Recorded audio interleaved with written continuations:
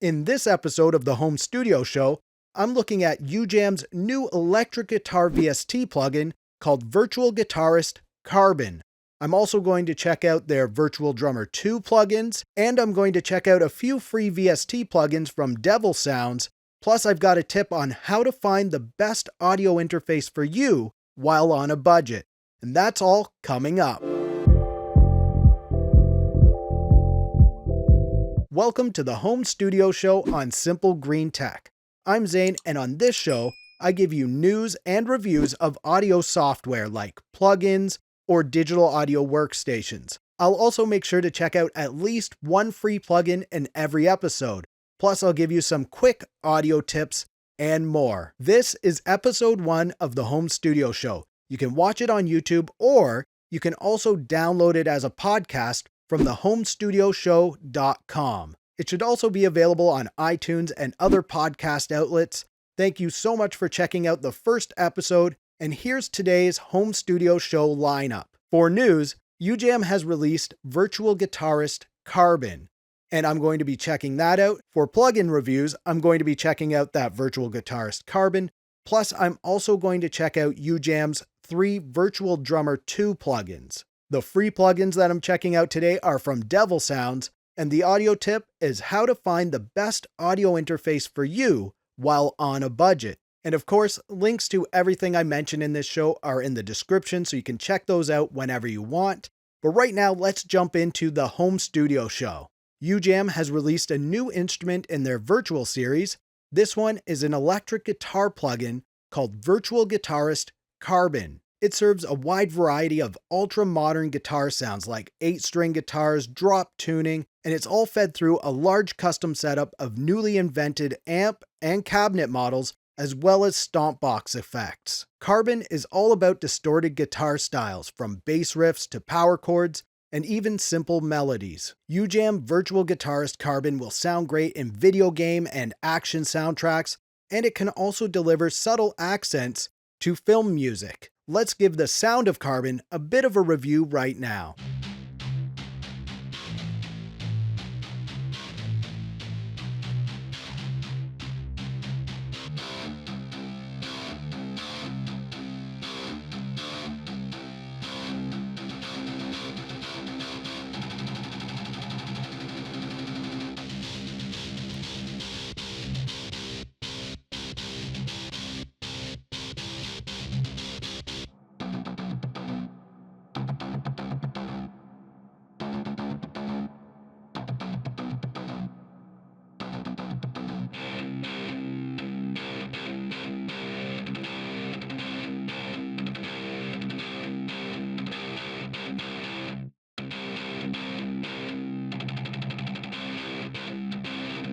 I can really picture this being used in some cool electronic mixes and video game soundtracks, or if you want to create metal music and you can't play guitar, Virtual Guitarist Carbon might be for you. Let me know what you think about it. Now let's review some more plugins from Ujam. The Ujam Virtual Drummer series is now on version 2, and there are 3 editions in the Virtual Drummer 2 series. You have Fat, which creates some funky urban hip-hop sounds. Then there's Virtual Drummer Solid, which is a great all-around drum sound. And finally, we have Virtual Drummer Heavy, which, as the name suggests, is for the more heavier sounds.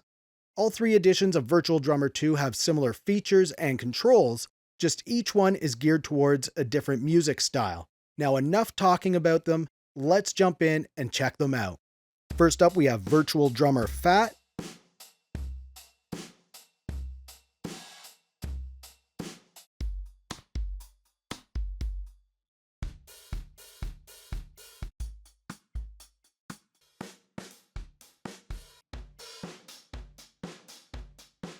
Now let's check out Virtual Drummer Solid.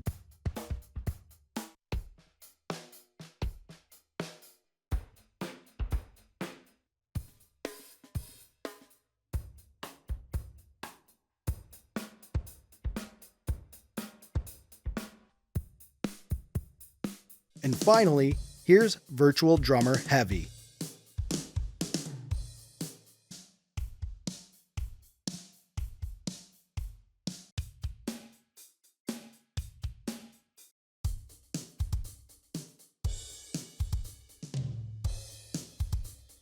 I've used several of Ujam's plugins now, and they've all been great. They do offer 30-day free trials of all of their plugins. Be sure to check the description for links to those. And just so you know, they did not sponsor this. They did not pay me any money to do the review. They did provide me with a key to try their product, and that's about it. I didn't have to do a review or anything. I chose to do this. Just wanted to be clear on that. All right, I hope you're enjoying this new show format so far. Please give it a thumbs up if you are. Also, let me know in the comments what you think about it. You can also let me know if there's some software that you want me to check out in a future episode. Now, moving on to the next part of the home studio show is the free plugin portion of the show. I'm going to review at least one free plugin in every episode. And this week, I'm reviewing a few plugins from Devilsoundz. There are 5 plugins available from them, 3 instruments, and 2 effects. The instruments include Devil, which is a dual oscillator analog style subtractive synth. It can create some great sounds, and we're going to give them a listen in just a bit. You can also grab the Devil Bass module, which has 3 oscillators and can create a wide variety of bass sounds. And the final instrument is Devil Drummer. Can you guess what this one's about? Yep, it's a drum sampler, and it's actually quite nice for a free plugin. The 2 free effects are Devil Reverb, which is more of an instrument reverb, and Vocal Reverb, which, as the name states, is a vocal reverb. Let's check out the instrument plugins right now.